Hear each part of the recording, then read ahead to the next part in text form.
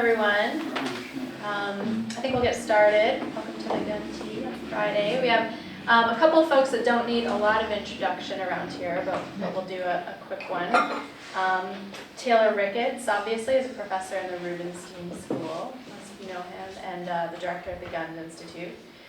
And Keri Bryan, who I guess will be doing most of the talking today, is a PhD student in the Rubenstein School working with Taylor. She earned her BS at the University of the South while researching the effects of exurban development on biodiversity.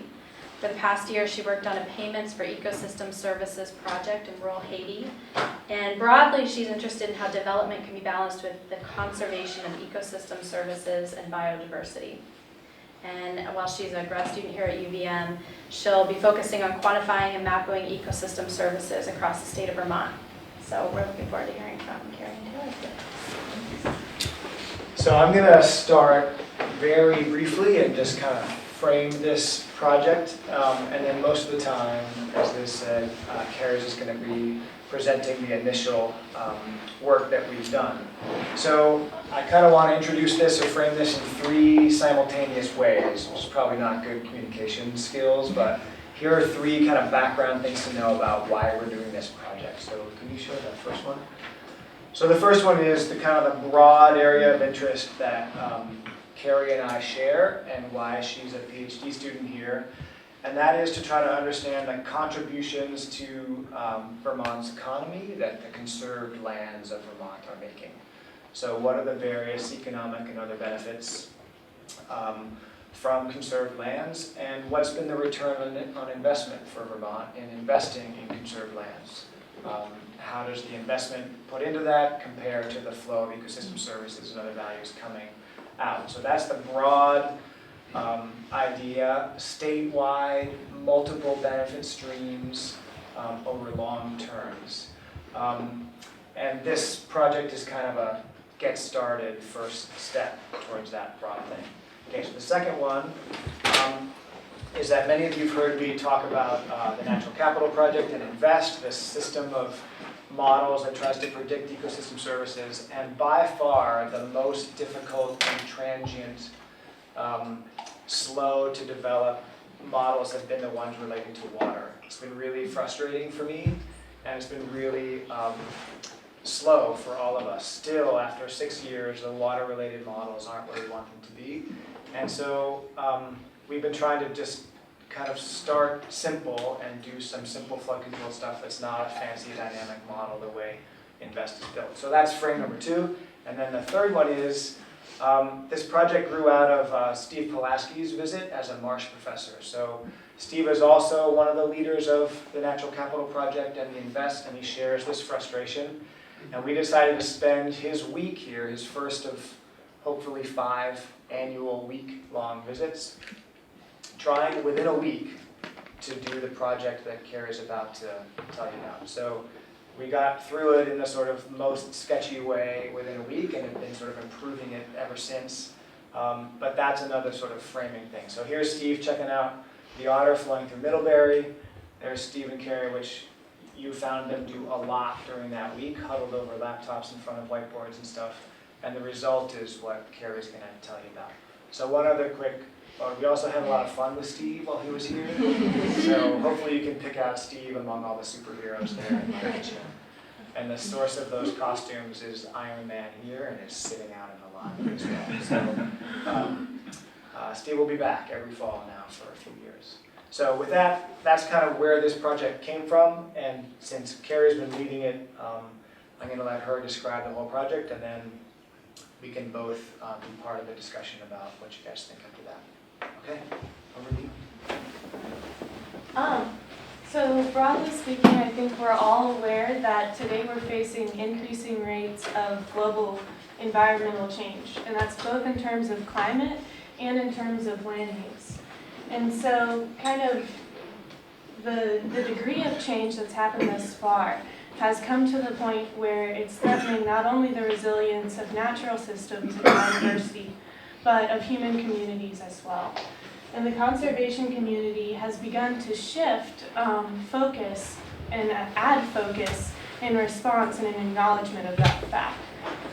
So we've begun to think about conserving these critical kind of support systems that nature provides our communities, and we've termed those benefits, broadly speaking, ecosystem services. I think that that shift in focus, or that added focus, is really promising and really exciting because it enables us to reframe the well-being of and human prosperity of our communities, instead of as a competing goal with conservation, as kind of an end product of conservation. And I've come here interested in that as hopefully a way of gaining a new audience and a new voice to environmental conservation. Within Vermont, of all of those ecosystem services, flooding has kind of risen as one of particular interest. And part of that is because there was a lot of flood damages coming out of Hurricane Irene. But also more broadly speaking, if we think about environmental change happening in terms of climate and in terms of land use, then climatologically we're expecting high kind of effect flood events to happen with higher frequencies. Also, patterns of land use have concentrated development and agriculture in these floodplains in Vermont. So those are kind of two things that point to the fact that maybe Irene isn't this isolated case, that flood mitigation will be an ecosystem service of interest into the future as well. That said, following Irene, this example of the Otter Creek really came to the forefront as an anecdote that was recognized, that this wetland complex really helped to protect Middlebury, Vermont from flood damages after Irene.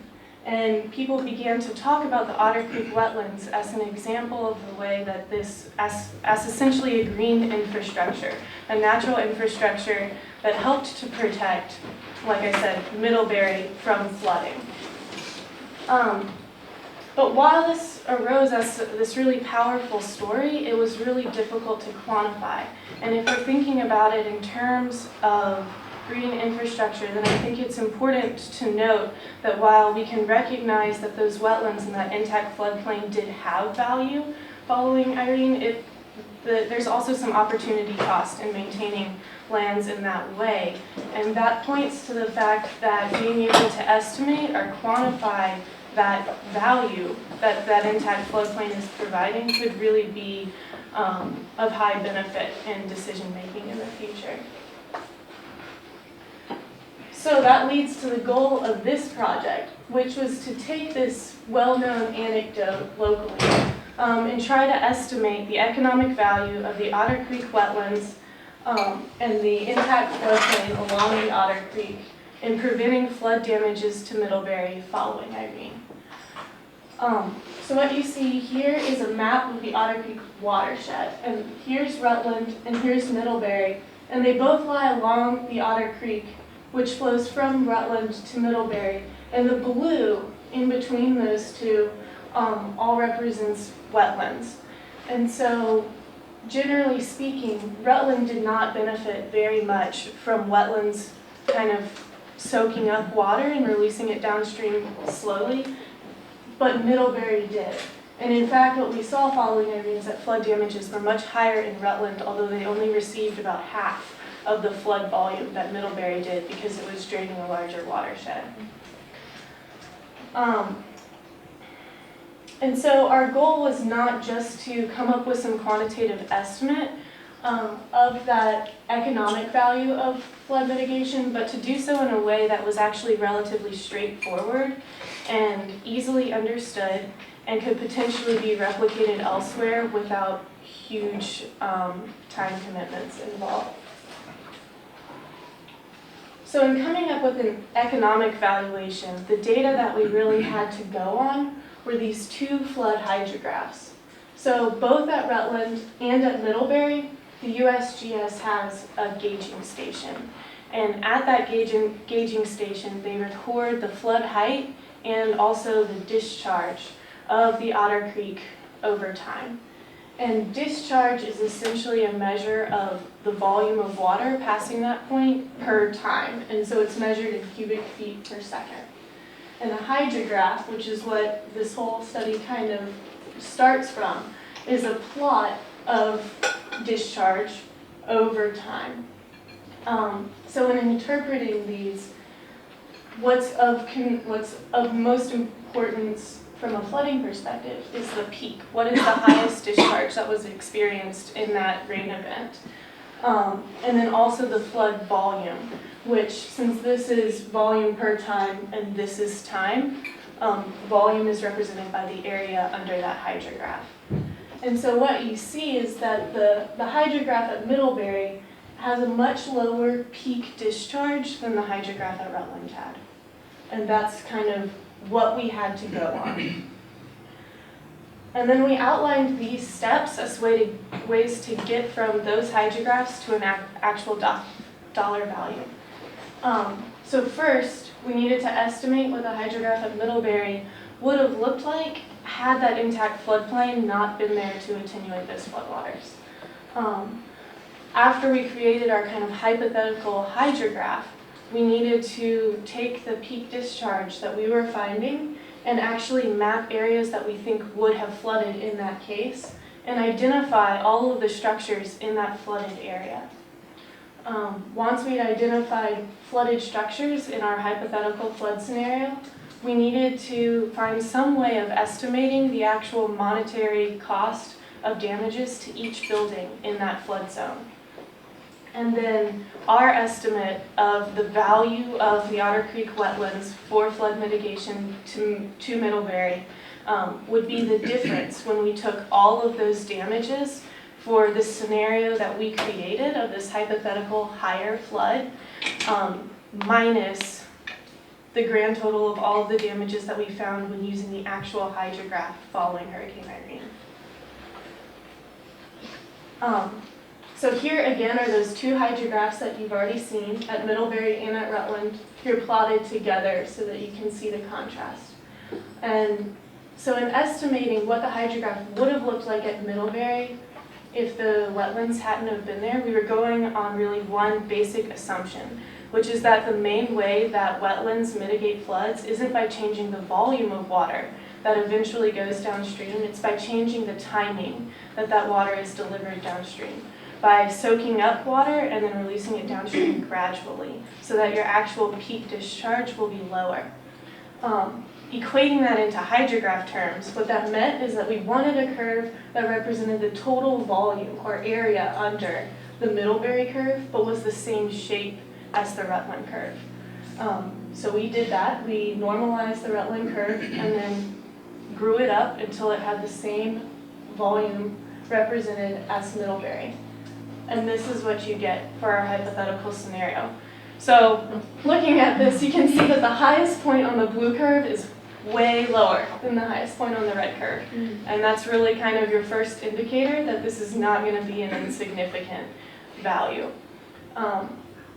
At this point, I think it's important to recognize what we're actually talking about in terms of this red hydrograph. What does that represent? And what do we think is accounting for that difference? So far I framed this kind of in terms of the value of wetlands for flood mitigation. But if you look at the area between Middlebury and Rutland along the Otter Creek, what you find is that this river right here, this part of the Otter Creek, is very much still connected to its floodplain. So looking at these pictures, you can see that it wouldn't take much of a rise in water to allow the Otter Creek to overflow its banks, and then it's going to spread out along these less densely populated areas, whether that is an agricultural field or a wetland. Wetlands are on top of that going to be able to soak up a lot of water rather than just retaining it. But either way, the fact that this intact floodplain is there is providing a huge benefit. So really what we're talking about is the combined effect of an intact floodplain and the presence of wetlands in this case. The red curve, this worst case scenario, on the other hand, is kind of this, it is an absolute worst case scenario, where we're pretending that all of the water that came through Middlebury is going to come through Middlebury with the exact timing as much less water came through Rutland. So it's like instead of allowing it to overflow its banks, we're going to send it in this completely isolated tube straight from Rutland to Middlebury so that it can perfectly imitates that shape. And that is very clearly like the worst possible thing you can imagine. And probably won't ever happen because there's always going to be, like, any time you grow a watershed and the watershed gets bigger, generally speaking, that means that that peak is going to spread out a little bit. So this is an absolute worst case scenario in like an upper bounds in that way. So after we had that peak of our red curve in terms of discharge, we needed to relate that to an actual flood elevation. And at those gauging stations, like I said, the USGS measures both discharge and height. So what we did was we created what's called a rating curve that relates discharge to height. And it makes a lot of sense that those two things are pretty clearly related. And we did that by taking the highest flood recorded in every year, or every year that we have data from both of those stations, and just creating a regression. And we got a flood elevation that we would expect. We then gave that flood elevation to Jarlath in the spatial analysis lab, and he used that to kind of virtually fill up Middlebury like a giant bathtub using this LiDAR data, which is very, very precise elevational data. So we just found everywhere below that flood elevation. And what you see is that the area flooded in our hypothetical scenario without wetlands is in fact much larger than the area when you go through that exact same process using the actual hydrograph that was observed during Hurricane Irene.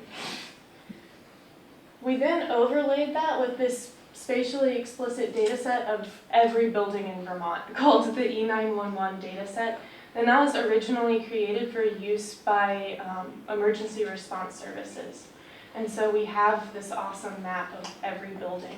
And then can find which ones we think would flood in this scenario and not the first scenario, which is really what's most important. Next, we needed to come up with a value of what we think the damage would have been at each of those locations. So in order to do that, we needed to know the actual property value for each of these houses, which we found using tax data. And then we also needed to know the percent of that value we thought would be lost in terms of damages as a function of flood depth.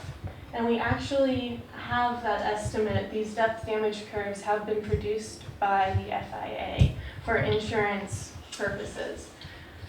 And so now we have the flooding depth at every building in both cases, the property value of every building in both cases, and using those things we can get a percent loss. Multiply that by the property value, and we have the damages we expect for every building in both of these two scenarios. So then what we would do is take all of those damages and total them in each case. And when you do that, you find that we predict $500,000 of damages following Irene in reality, based on Irene's actual hydrograph, and $3.5 million of damages in our hypothetical scenario. So the difference between those two numbers, $3 million, is our estimate of flood damages following Irene. Just to run through how we actually came up with that, we have these two hydrographs. One is real, one is our best estimate of a worst case scenario with no flood attenuation. Then we have these two different flooded areas and expected damages from all 66 buildings we think were flooded in our hypothetical scenario, and the 22 buildings that we predict flooded using the real hydrograph. And the difference in those two scenarios is the value of flood mitigation. $3 million doesn't seem like a whole lot right off the bat, and in fact we know that Middlebury didn't experience very much flood damage following Irene. So actually that is kind of comforting to me that this number in particular is pretty low, because we know that that was in fact the case. However, to put this in context, this is only like one of many ecosystem services that this impact floodplain is providing. And in addition, this is the value it provided for flooding in this one-time event. So next what we would like to do is move away from this valuation relative to Irene specifically to a mean annual value. And that might be possible because FEMA has actually produced estimates of what size flood it expects to happen with certain return intervals. So here you have discharge on the x-axis and the probability that a flood with that peak discharge will happen in any given year. So for example, this first point represents a flood with a 2-year return interval on the Otter Creek at Middlebury. And a 2-year return interval means there's a 50% chance that that flood or a flood bigger than that will happen in any given year. Likewise, on this far end of the spectrum, you have above 14,000 cubic feet per second is your flood of about a 500-year return interval. So you would expect only a 0.002 probability that a flood that big or bigger would happen in any given year. And FEMA has used this information to actually map the areas it expects to flood with these frequencies. And it's given those maps to communities for flood planning purposes. For us to do our estimate of the value of wetlands in each case, though, we actually need those hydrographs to produce a hypothetical, different, bigger flood scenario. And so the big question is whether in the historical range of data we have available to us, there are hydrographs covering the upper span of this curve. And I went and looked through all of the data, and we have pretty good coverage going back to 1936 of floods peaking at pretty high discharge levels. And this is as far as we've gone in terms of finding a mean annual value. We haven't taken our estimated hydrographs and gone all the way through to find economic values, but that's what we're hoping to do next. So does that say that Irene's only like a 20-year flood? Yeah, Irene is between a 10 and 20-year flood in Middlebury. So Irene was not a big deal in Middlebury, which is why this came up as a big example, because that was not the case upstream in Rutland. So in different gauging stations, actually the USGS has gone through and said what kind of flood they think happened. Like they've quantified the floods following Irene in Vermont, and Middlebury is way at the bottom of the list. And it is in fact between a 10 and a 20-year flood on this full spectrum. And that makes sense even if you just think about how rain might have fallen differentially in that watershed. So if most of the rain fell at the far reaches of the watershed, then it has a long time to kind of not pulse immediately to Middlebury. So in conclusion, this is clearly still a work in progress, and it is very clearly an estimate. So the fact that we filled Middlebury up as though it's this virtual bathtub in and of itself is kind of indicative of the estimation component of this project. And also the fact that our hypothetical flood is way bigger than any of these floods that we have on record means that by necessity we're extrapolating beyond our data sets, which we're trying to do that as responsibly as is possible, but we are doing that. Also, the way I like to kind of frame this in conclusion is that this is only a part of the value of those wetlands. So when I've presented this before, I get a lot of questions about people being concerned, essentially, that $3 million is low. And if we're thinking about this in terms of justifying green infrastructure versus gray infrastructure, then what we would need to do is actually tally up all of the ecosystem services and all of the opportunity costs of maintaining the current land use in that area. And we haven't done that. So this is an estimate, and it's limited in scope. All we did was estimate damages from inundation, not from erosion, which was in fact the greater part of flood damages following Irene, to buildings and their contents, not to agriculture, not to people's time that they didn't get to work. So it's very limited in scope. But the take home here is that if our estimate was $3 million tentatively right now for Irene, and we look at those floods through time that are much bigger, and you add that up and just kind of play out in your head, what might the annual value be? Or what might the value be over the next 40 years? It's certainly not a number to kind of shrug off. And so what I'd like to take from this is that maybe these things are really hard to really put your finger on, but this is our best estimate. And what it shows is that these ecosystem services have a value that's large enough to really be taken into consideration and to show that we have to take it into consideration when we're making land use decisions.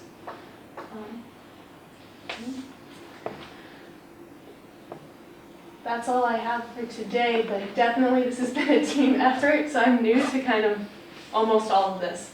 And I couldn't have done it without a lot of help from the whole team that's been working on this, but also a lot of people outside of it. Mike Klein and Ned Swanberg and Arnie Bombley's here at UVM, and Paul Marangelo, who's here with us today, and Kim Greenwood and Michael Coe, some of you might know at UVM. And also recently, Chanley Kierstead and Richard Kia. I've never met them, but they've been extremely helpful via email, so they definitely deserve to be on this slide. And also the McIntyre Stennis grant through the USDA and the Cree Lynch-Lack Foundation for my support and grant funding in this project.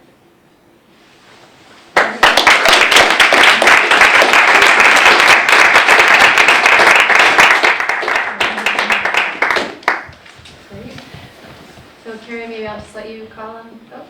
Yeah. Questions? Yeah. I was wondering if, so you focused on the Otter Creek, are there specific pressures to develop the Otter Creek? And if so, what are those big pressures? So there are not very high pressures from what I understand to develop the Otter Creek. So it's not really this high pressure scenario where we really need to justify keeping land use as it is. But that said, generally speaking in Vermont, like if you just look at, let me get back to this picture in a reasonable time. This is not what a lot of riverbanks look like. A lot of them are much more incised. And so when we're thinking about this, not in terms of just a problem of development, like maybe replacing wetlands with, some highly developed scenario with a lot of impermeable surfaces. There is this intermediate scenario where like a farmer might try to protect his agricultural fields from floods and so kind of enforce the banks here or build a small levee, and that's not all that uncommon. And doing that would continue to it'll help flooding right here, right? But then the floods will be worse downstream. Yeah. And that I think is a more reasonable future scenario for the Otter Creek. Yeah. Did you get a sense of flipping the question and trying to look at the avoidable damage costs in Rutland had they had wetland structures similar to what we're seeing in Middlebury? No, I haven't. And part of that is because I don't that's a naturally big and intact floodplain, just independent of kind of human development. So it's not like this is all concrete. It's just steeper, and so there's less floodplain. So it's not, I don't know, I didn't think of that because I didn't think of it as plausible. I don't know that we would So it's not what create a Rutland big flat area. did. It's naturally Okay. disadvantaged in that way. It'd also be kind of hard because there's no hydrograph upstream of it. Mm. So we'd have to do something actually Yeah. quite different than what we did. Mhm. Everything from this, as you said, flowed from the pairing of these two hydrographs. Mhm. There's no such pairing if you look at Rutland and then upstream of Rutland. Mhm. So we'd have to do it a different Yeah, a whole different way. way. Yeah. I haven't wrapped my head around this, but I'm wondering if there's a way to frame a slightly different question in a restoration context. I'm thinking like a place like the Missisquoi River, where you've got games upstream and downstream, and then you have flood hydrographs, but clearly there's not a wetland complex like Otter Creek, but there may be some impacts where the river is more is separated from its floodplain than it would otherwise be had not all the human activities, and just kind of thinking about restoration and how that would influence the hydrograph and in flood damage downstream. It's I don't know. Yeah, that's a really interesting thought. So to do that, then we would need the hydrograph as it is with it kind of less intact than it could be, but we would also need point of comparison. So I don't know that Right. we couldn't come up with that. This is kind of like the perfect setup. Right. And that's part of why we picked it. But yeah, I don't know how you would go backwards. Mm-hmm. You know, estimating historical wetland coverage, you know, Yeah, soils data, yeah. well, if you have LiDAR data, maybe, I don't know. It's just kind of interesting thought. I'll have to think on that. Yeah. That would be awesome. Yeah. What have you thought, I mean, this is a fantastic case study. So my mind automatically goes to communication, and the ability to be able to enact change from something like this. Have you thought about how you would bring this to, I guess, the policymakers directly within Middlebury or within the watershed? Is that part of the analysis, or are you really just looking at the economic values first? Well, I think it will be used. So for example, I went and presented this to the Upper Valley Land Trust, and a lot of land trusts are interested in talking to farmers about not impounding that stream bed, and maybe even putting conservation easements where, for example, they can keep farming right up until the stream, but they kind of promise not to prevent floodwaters from coming in a certain distance into their fields. And so when I went and talked to the Upper Valley Land Trust, their overwhelming feedback to me was that they would love to be able to use this story in talking one-on-one to landowners for that kind of program. So that's how I've been thinking of it being used. And I was excited in those conversations because we kind of blasted through this in a week as a team, and then I've been going through and finding all of the things that might be terrible that I think might cause problems in what we did when we did it really fast. And so that can be this black hole of going more and more into detail. And in those kinds of conversations, I've gotten the overwhelming response that the value of this analysis is that it's easy to follow, and that any added complication would kind of be a step backwards in terms of what you're talking about. So that is I haven't thought about how specifically I would put it forward in that context, but I am keeping it simple with that in mind. So have you brought it back to, for instance, these conservation easements to see how much it would cost, where you would put those conservation easements and see how much it would be? No, I haven't. And I think in the case of the Otter Creek, there's not all of that much concern.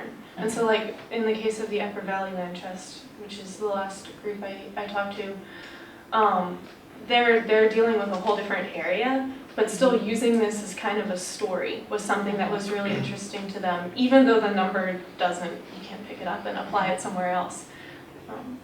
Can I just pick up on that for a second? Yeah. Justify the fact that I was listed as presenting today too. Except done almost nothing so far. Again, just drawing back on this experience of the Natural Capital Project, where we have exactly this sort of a really simple way to do it, and then a slightly more complicated way to do it, and then a sort of as fancy as it gets way to do it, tier 1 and tier 2 and tier 3. And the kind of overwhelming feedback we get from stakeholders or clients or whomever you call them is hey, is there a tier 0? Your tier 1 is kind of complicated, and we don't have the data for that, and we're not really sure what it does and things. And so, and nothing is more problematic in that regard than the water models that we've been struggling for so long to build. And so this is just this very conscious effort to strip it way back down and see what we can do with seriously 2 graphs and some really careful logic and some readily available data. And we keep fighting the urge to make it a little more fancy over here and fix it up over here and stuff, because there's some value in just being simple about it. Right. So it's just funny how this has played into this years of frustration thing. Yeah. First, you did a great job. This is really awesome. Thanks for the presentation. I enjoyed it a lot. I have a question about when you talk about land trust being interested in farmers not berming the sides of the rivers. And the way I understand the Vermont Rivers rules is that you cannot berm rivers. You can't berm on a river. And what's been your experience? Like, what are land trusts saying? Is that not the case on the ground, or? Is it I actually have not heard of that rule before, new to Vermont, and so most of what I've heard of how this will be used has been just in conversation with like these regional planners and these land trusts, and they seem to think that that's still a concern. I guess maybe it's not specifically berming. I'll have to look into that, honestly. I don't know if I can give you a good answer. Okay, yeah, well, thanks. And I have another one too. Just that slide you have with the different hydrographs of the historical flood events. What are the different colors? Yeah. Okay, so that's a good question. You see how this has 3 different colors? There's this pretty flat one is the hydrograph at Middlebury. This smaller, really bumpy one is the hydrograph at Rutland, and then the tall, bumpy one is what we used to combine those two to estimate what Middlebury would have looked like hypothetically. So here, it's the exact same thing. So in this case, it's the blue one is Middlebury. In every graph, the orange one is Rutland, and then the green one is our hypothetical flood scenario, if we just go through exactly the same way as we did in this Irene example. So the blue and the orange are actual data? Our actual data. And when you got the actual data about the numbers, my question is, for the numbers that it costs in Middlebury for the flood, did you calculate that, like with wetlands, or was that an actual number from cost? No, that's calculated, and what I'm really interested in is, if anyone in this room can point me there, is the ground truth of that number. So that $500,000 is what we got running through this entire process with like the blue curve, in the exact same way as we ran through it with the green curve. And actually, I would think that actually $500,000 is still a little high, because I haven't found much evidence. I've been looking for that number, and I found numbers for damages more generally speaking. But then to try to pin it down on damages from flooding, and within damages from flooding, damages from flood inundation that didn't have an erosion effect, has been difficult to like ground truth that in a very concrete way. So that's a number that we calculated, not a real number, but I think it's appropriately in the right low range. Okay, thanks. Yeah. So were those 4 different graphs there, the historical data and then your extrapolated data or your estimated hydrograph for those years? Yeah. Okay. So these are the biggest floods that I can find, because I was trying to get the high end of this curve. So basically what would be ideal is to find the curve with very close to the same discharge as the points that are here. But really, if we connect these points with the curve, then anywhere covering a good range is going to allow us to kind of assign an annual probability to floods that actually happen. So these are just the biggest floods. So can I just ask on that, since you have these, if I understand this right, since you have this now, have you considered just using those hydrographs? Maybe my question depends on how much Middlebury has changed since 1936 or before, but have you considered just using those hydrographs and throwing out your scenario, which you said was not very realistic, but instead comparing to the worst case as going back in history when maybe Middlebury was different, maybe the development around it? Yeah. That's a really interesting idea.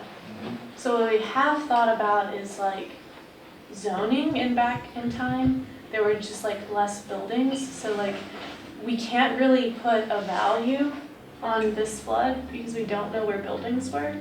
To say like in 1936, this much flood damage was avoided. But it does seem like a really cool idea to compare this to Irene, if we could quantify the difference in. Well, I mean, you could just assume that, let's assume that the same infrastructure was there, but this was an actual flood that occurred. With whatever conditions were at that time. Yeah, like how much less wetlands were there? Yeah, exactly. Then that's it's a scenario, but it's something that really happened. Yeah, that's a great idea. It's probably the same upstream then Yeah. it would be now. You think it'll be pretty In terms similar? of the analysis. Yeah. Yeah. But what you need for that is an estimate of how much wetland or floodplain connectivity was in each of those years, right? Yeah. That's when they'll become valuable, right? You can Yeah. see the difference between real and scenario, between blue and green, change as a function of amount of wetland over time. And does the tax data have build years on it? Like if a home was built in 1936, you'd know it existed back then? I think so. But I don't think many of them, yeah. So you I could sort of think so. reconstruct what buildings existed at that point? You wouldn't be able to reconstruct buildings that existed at that point that don't exist now. Aerial photographs, well, for some Yeah. of these you can. For some of these. Oh, there's Sanborn maps. Maybe you get those. What are? There, Sanborn maps are fire insurance maps that show what, like, depending on the year they were made, you can see what buildings existed and what their quality was. So building is dated, built last year, but there was a structure 100 years ago that would show up. Awesome.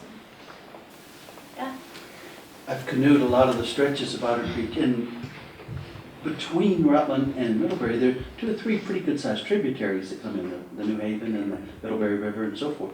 So when you're taking that hydrograph for Rutland, in fact, it should be even more water. I mean, that you're not taking into consideration when you're putting those together. Isn't that the case? I think we're properly accounting for the volume of water. So if there are tributaries between Rutland and Middlebury, when we scaled up that hydrograph, that was like Rutland's shape, Right. it was the volume that passed through Middlebury. Okay. So it does account for water that came in between those 2 places. One thing that I've considered and then again stepped back from because of the simplicity we're going for here is that actually if you used the hydrographs measured on those tributaries where they were available, you could maybe get a better idea about how those hydrographs, the timing at each of those places would have combined at Middlebury more realistically. But we haven't done that. It actually, just looking at these hydrographs now, the blue line, which is the real Middlebury line, right? That's the hydrograph of a place that has tributaries. Because each of those peaks is probably the pulse of water coming from the main stem and then maybe one from the New Haven.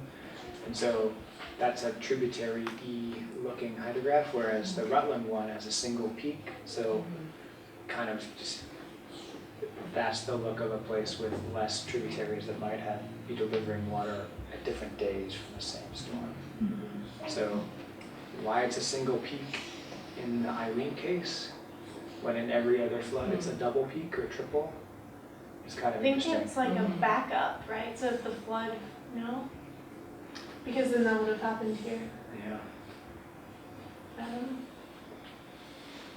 Yeah. Sort of a tech question about relating peak flow and height of flood. Can you show that graph? Yeah. Let me see if I can.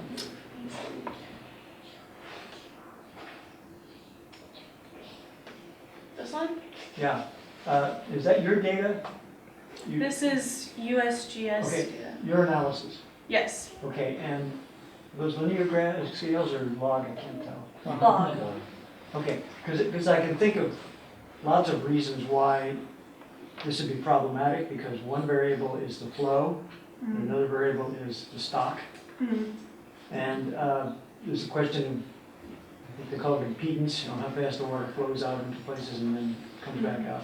So I guess the question is, how robust, quote unquote, is that idea of trying to get a height of a flood from a flow or a peak flow over at just one instant? So It's the something idea like- of getting height from flow, Peak flow, from peak flow Yeah. on real data, we can do that pretty well. This is the part of it though that I'm most concerned about hydrologically once you extrapolate out. So this is, in my mind, where the extrapolation issue really comes to a T. So that relationship is going to be in a river that is regulated, from what I understand, the way that the Otter Creek is regulated. That relationship is going to be pretty standard, and we have a lot of data. And the USGS goes out and actually measures those two to back check its curve very frequently.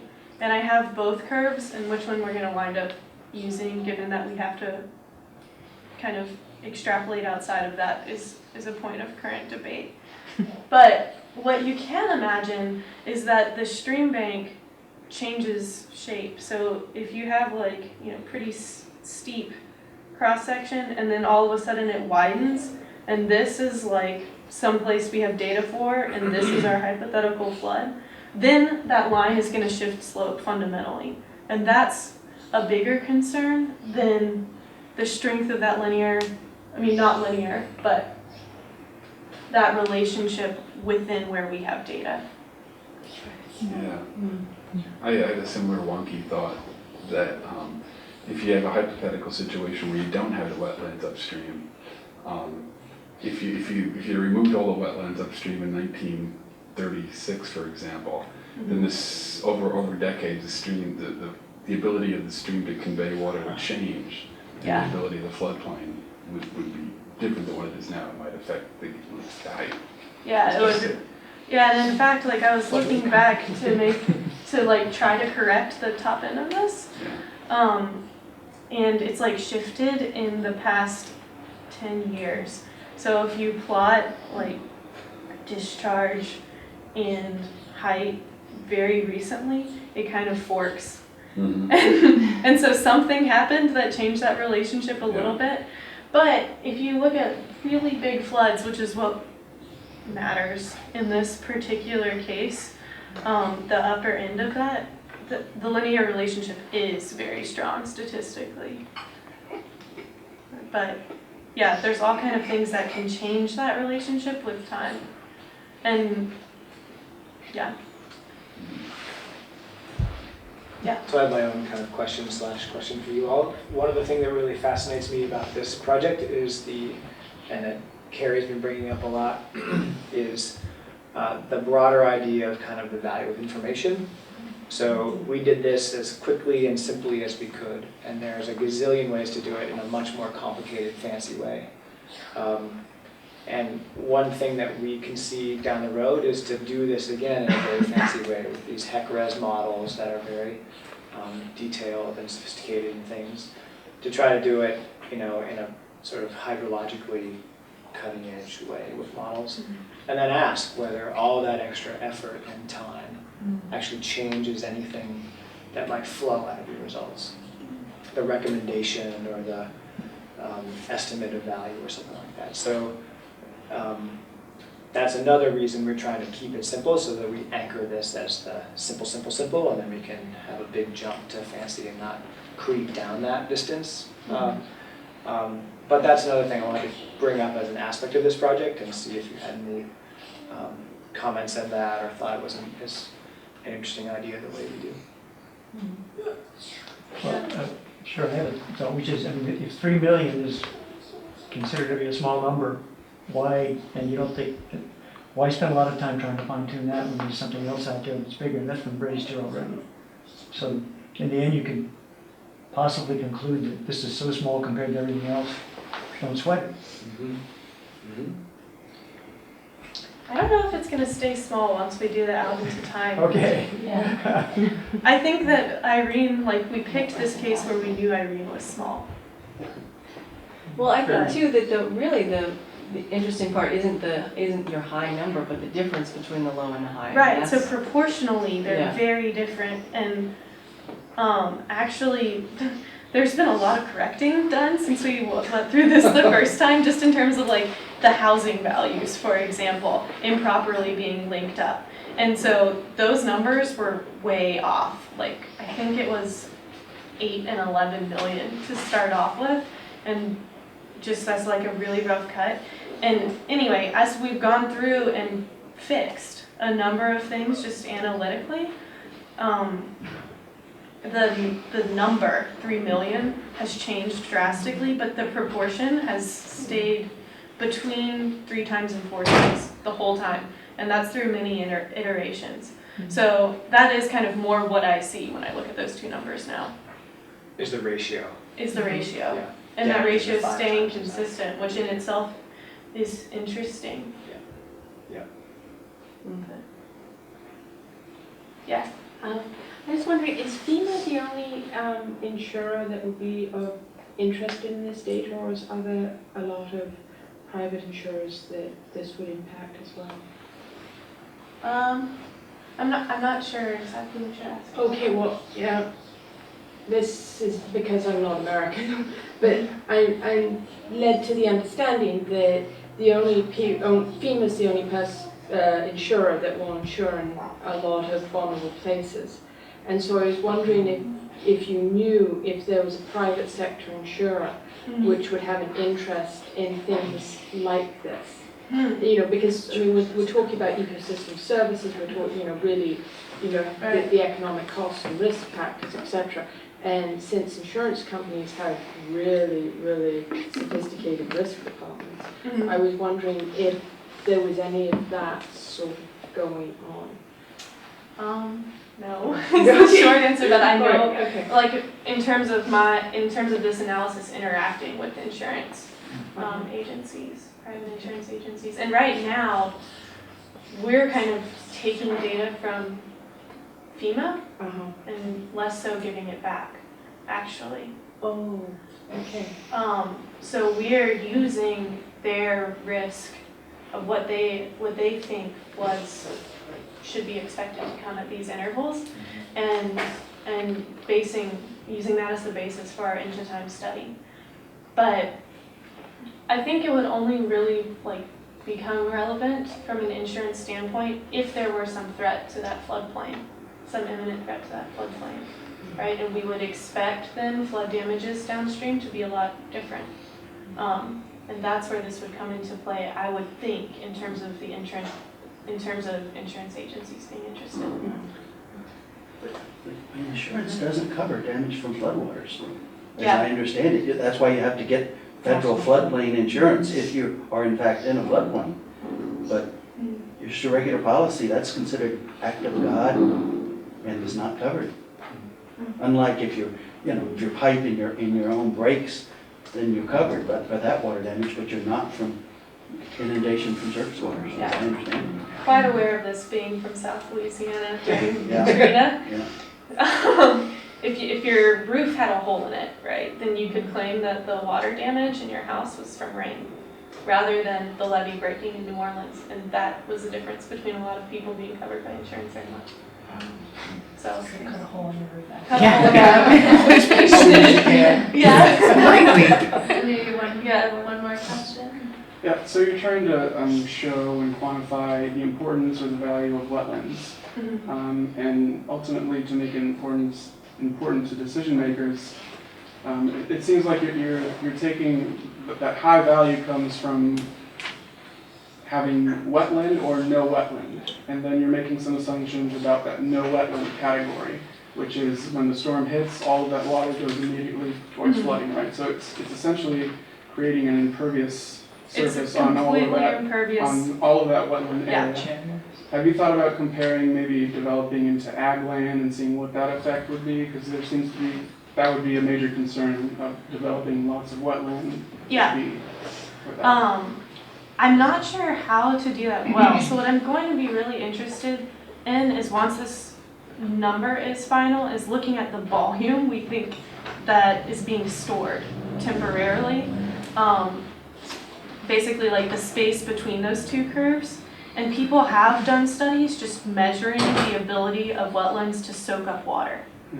And then like hopefully at the end of the road, when we compare those two, they'll be similar, and maybe actually ours will be low. And then that difference would be because part of the land cover that we're looking at is not wetlands, it's ag.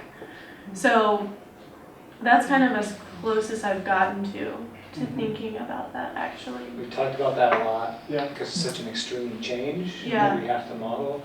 And I can't think of a way to do it without having a functioning watershed model, like a hydrological model, Yeah.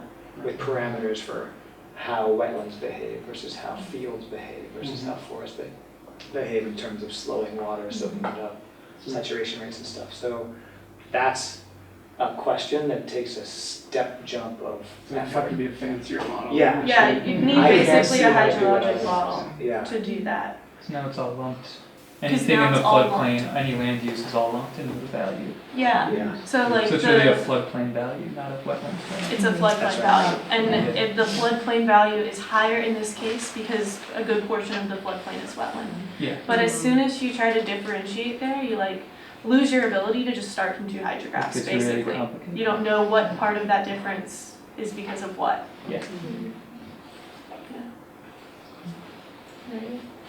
Great, Keri, thank you. Thanks, everybody.